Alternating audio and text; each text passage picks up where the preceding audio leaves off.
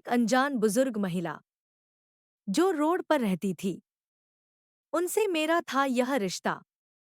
मुझे याद नहीं कब से, लेकिन जब से मैंने होश संभाला था तब से ही मुझे डॉक्टर बनना था। मुझे लगता था कि मुझे भी लोगों के दुख दूर करना है। सपना देखना आसान होता है, लेकिन उसे पूरा करना बहुत मुश्किल बात है। मेरे साथ भी यही हुआ। लेकिन ऊपर वाला आपके के लिए कुछ तो प्लान करके रखता है। मेरे माता पिता जब मैं 6 साल की तब ही एक एक्सीडेंट में चल बसे। उनके अलावा मेरा इस दुनिया में कोई नहीं था। मुझे याद है, पड़ोस की मासी ने कुछ दिन मेरा ख्याल रखा, मुझे खिलाया, मुझे उस समय संभाला। वो शायद मुझे हमेशा अपने साथ रखती। लेकिन फिर जैसा कि मैंने कहा, ऊपरवाले ने शायद मेरे लिए कुछ और प्लानिंग कर रखी थी। मेरे पिता के दोस्त डॉक्टर थे। वो हमारे घर आया भी करते थे। जैसे ही उन्हें मेरे पिता और माता के बारे में पता चला, वो आए और उन्होंने मुझे गोद लेना चाहा। उनके कोई संतान नहीं थी। बस फिर उसी दिन से वो मेरे पिता और माँ बन गए। मैं अपने आप को खुशकिस्मत मानती हूँ कि मुझे वो मिल गए। लेकिन इसमें मैं उनकी मर्जी थी। एक दरवाज़ा जहाँ बंद होता है, वही दूसरा दरवाज़ा अपने आप वो खोल देता है। पिताजी डॉक्टर थे और मुझे भी डॉक्टर बनना था। पढ़ाई लिखाई अच्छे से हुई और भगवान और माता पिता के आशीर्वाद और मेरी मेहनत की बदौलत आखिरकार मेरा सपना सच हो गया। पढ़ाई पूरी करने के बाद पिताजी के क्लिनिक में इनके साथ मैंने प्रैक्टिस की और फिर वही उनकी थोड़ी ही दूरी पर उनके सहयोग से मैंने अपना एक छोटा सा क्लिनिक भी खोल लिया। कई लोग आते क्लिनिक पर और मैं उनके इलाज करके खुश होती। लेकिन पिछले कुछ दिनों से मेरी क्लिनिक के बाहर एक बुजुर्ग महिला आती है। शुरुआत में वो आती थी, बाहर से ही मुझे देखती थी और चली जाती थी। मेरे क्लिनिक के सामने ही उन्होंने अपना डेरा डाल लिया था। महिला बुजुर्ग थी, अच्छे से बोल भी नहीं पा रही थी। मैंने इस कारण उन्हें कुछ नहीं कहा। मैंने कोशिश की उनसे बात करने की और उन्हें बेहतर जगह ले जाने की, लेकिन वो नहीं मानती थी। एक दिन मैं शौक रह गई जब उन्होंने मुझे मालू कहकर बुलाया।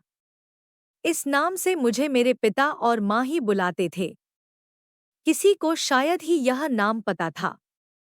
मेरा पूरा नाम मालती जरूर क्लिनिक के बाहर लिखा था, लेकिन यह नाम उन्हें कैसे? कुछ एक या दो मैंने सोचा, फिर मैंने बात को टाल दिया, यह सोचकर कि शायद उनके मुंह से निकल गया होगा। वो वैसी ही कई बातें बड़बड़ाती रहती थी। मेरे आते और जाते समय वो बड़ी प्यार भरी नज़रों से मुझे देखती थी। लेकिन जैसे ही कभी मैं उनके पास जाती, वो नज़रें चुराकर दूर होने लगती। इसलिए फिर मैंने उनके पास जाना छोड़ दिया।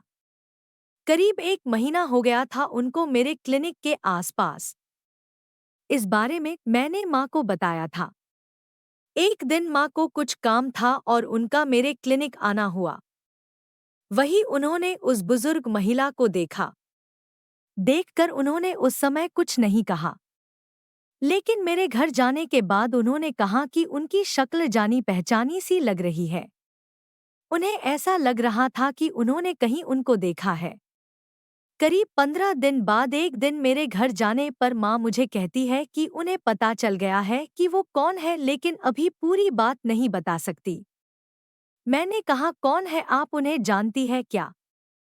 वो मेरा नाम भी जानती है। उन्होंने मुझे मालू कहकर बुलाया था। कौन है वो?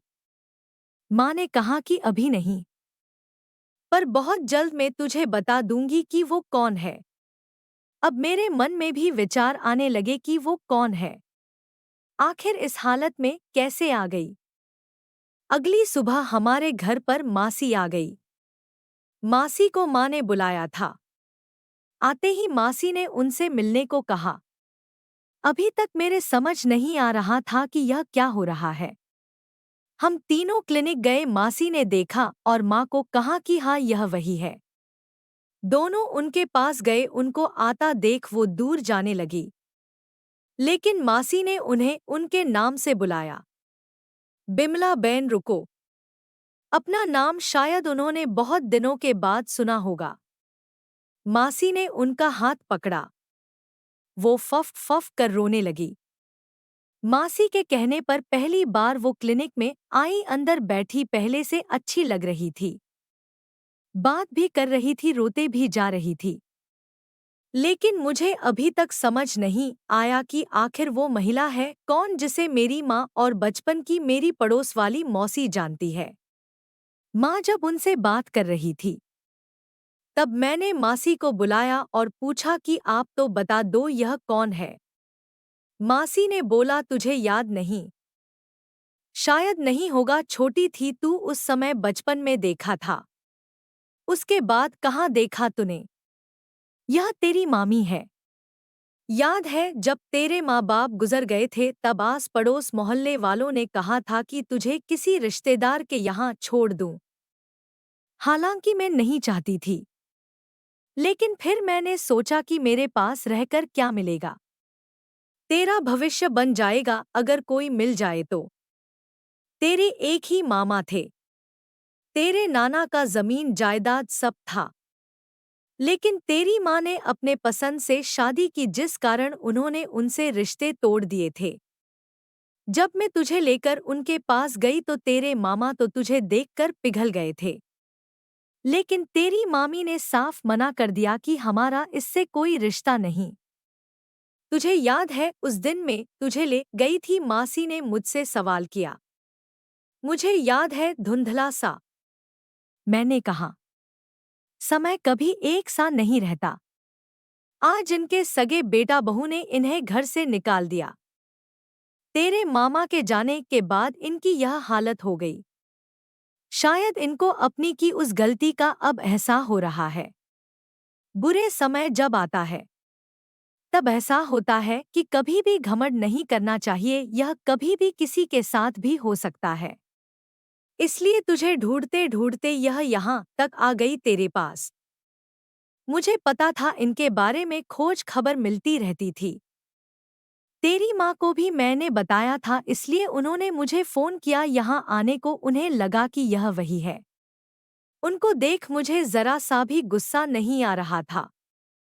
पता नहीं क्यों अपनापन पैदा हो गया था। उन्हें लगा था कि उनसे गलती हो गई थी। अब जाकर उनकी आंखें खुल गई थी। मैंने जाकर पहले उनके पाँव छुए।